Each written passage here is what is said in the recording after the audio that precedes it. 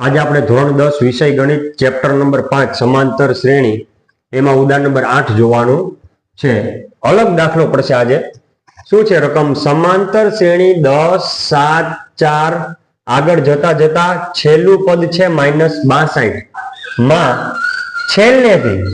છેલ્લેથી એટલે આ બાજુથી આવતા આવતા પ્રથમ પદ તરફ છેલ્લેથી પ્રથમ પદ તરફ 11મું પદ શોધો. એટલે છેલ્લેથી એટલે અહીંથી જોવાનું છે અને પ્રથમ પદ બાજુ જાતા જાતા 11મું પદ આપણે મેળવવાનું છે. તો સૌપ્રથમ આપણને શું આપ્યું એ જોઈએ. તેથી પ્રથમ પદ આપણને આપ્યું છે 10. કેટલું આપ્યું? 10. ચાલો પછી આપણે બીજી વસ્તુ જોશે સામાન્ય તફાવત ડી, એટલે કે 7 માંથી 10 બાદ કરો, 7 - 10. તેથી ડી બરાબર જો 10 માંથી 7 જાય તો 3, પણ 7 માંથી 10 જાય તો -3, એટલે કે ડી મળી ગયો. અને હજી વસ્તુ -62, આ -62 જે છે એ આપણું છેલ્લું પદ થાય. છેલ્લું પદ એટલે કે an બરાબર કેટલા થાય? તો કે an બરાબર -62. આટલી વસ્તુ આપણી પાસે રકમ માંથી મળશે. હવે જે આપણને મળેલું છે an, એનું પેલા સૂત્ર મૂકવું પડે. તેથી an બરાબર a પ્લસ n - 1d. હવે an કેટલું આપ્યું તો કે -62. an છેલ્લું પદ જે છે એ કેટલું આપ્યું? -62. એટલે -62 બરાબર a એટલે કેટલો છે? 10 વત્તા n - 1d. d એટલે કેટલો છે? તો કે -3. હવે આ સ્ટેપ આપણને આવડે જ છે, આપણે અગાઉ દાખલા ગણી ગયા. સૌપ્રથમ તો -62 પ્લસ 10 આ બાજુ આવશે તો -10. જો પ્લસ 10 આ બાજુ -10, એટલે આટલું આપણે સાદુરૂપ આપ્યું બરાબર. હવે અહીંયા જે છે -3 અને એના ગુણાકારમાં કોણ છે? n - 1. ખ્યાલ પડ્યો?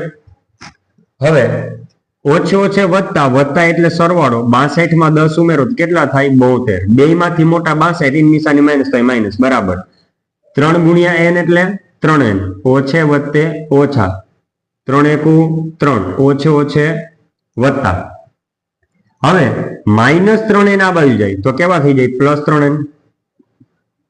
3 ન્યા જ રાખવાનું. હવે -72 જમણી બાજુ આવે તો કેટલા થઈ જાય? +72. હવે +3 એમ જ હતો ન્યા. તેથી 3n બરાબર 72 માં 3 ઉમેરીએ તો 75.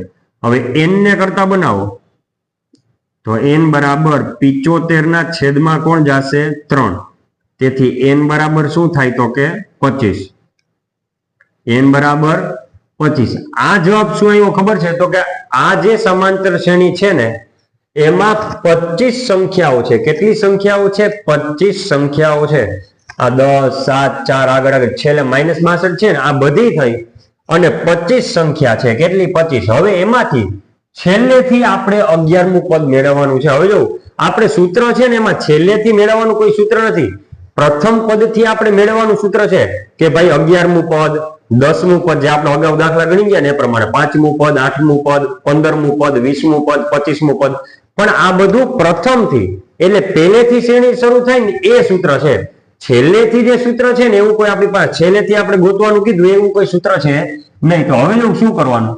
તો કે આ મળ્યા કેટલા? તો કે 25. જો આ સ્ટેપ ખાસ યાદ રાખજો. 25 એમાંથી મારે છેલ્લેથી 11મું જોઈને બાદ કરી નાખવાનું, -11. હવે એમાં +1 ઉમેરી દેવાનું.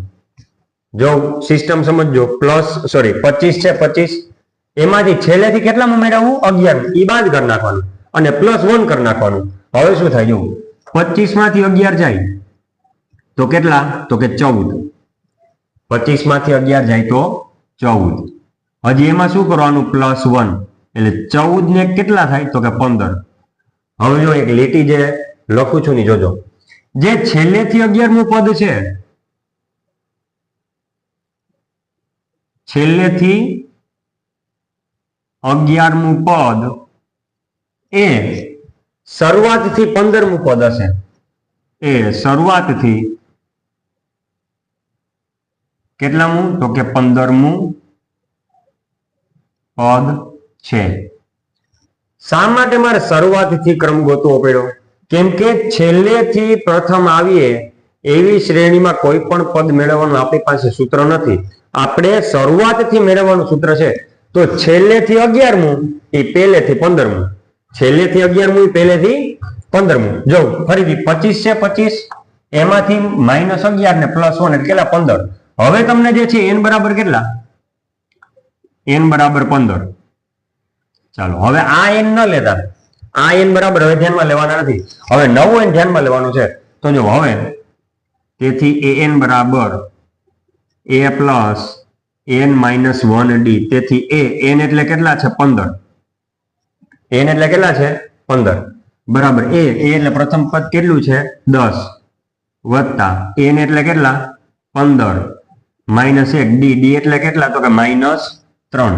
ચાલો 10 વત્તા હવે આ બે ગુણાકારમાં છે 15 માંથી 1 જાય તો 14 ગુણ્યા અહીં કેટલા છે તો કે -3.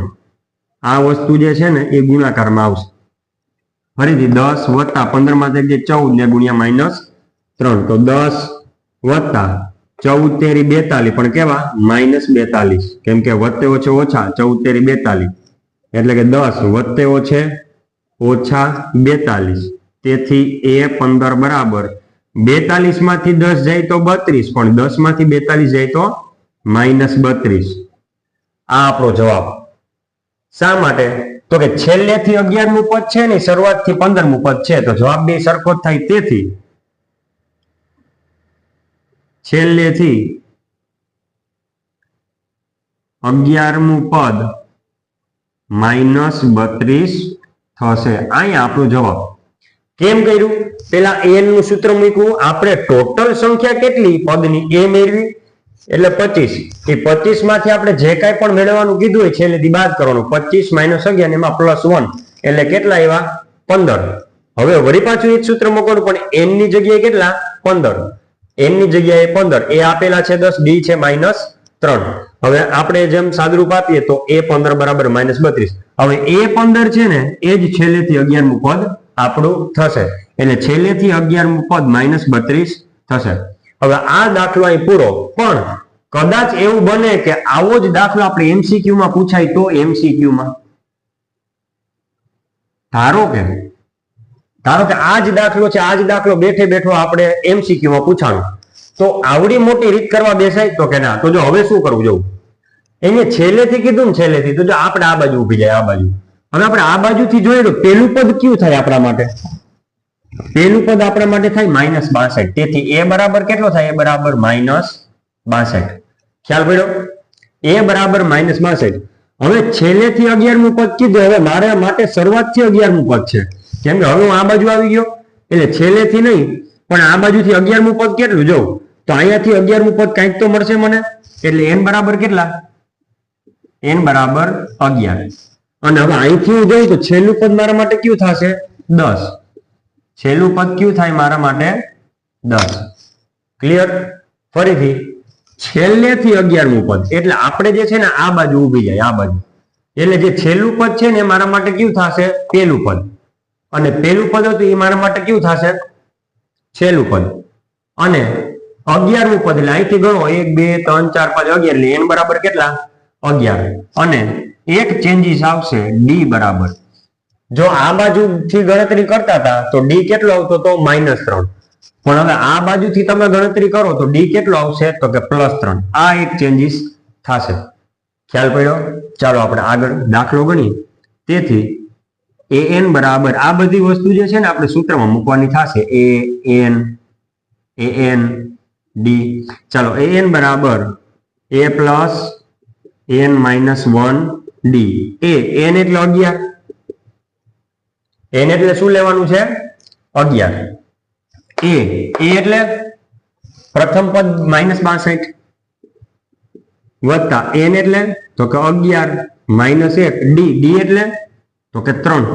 ક્લિયર. અહીંયા an ની કઈ જરૂર નહીં પડે કેમ કે છેલ્લું પદ જે છે એની આપણે અત્યારે કઈ જરૂર પડશે નહીં એટલે આની કઈ અત્યારે જરૂર પડશે નહીં. તો જો an બરાબર a plus n -1 d. n ની જગ્યાએ 11 બરાબર a એટલે -62 કેમ કે હવે મારા માટે પેલું પદ અહીંથી જોયા પછી પેલું પદ મારા માટે -62 છે બરાબર સોરી -62 વત્તા n એટલે 11 -1 d. સીધી રીતે ગણતરી કરતા d -3 આવતો તો જમણી બાજુથી જોઉં તો d કેટલો થઈ જશે +3.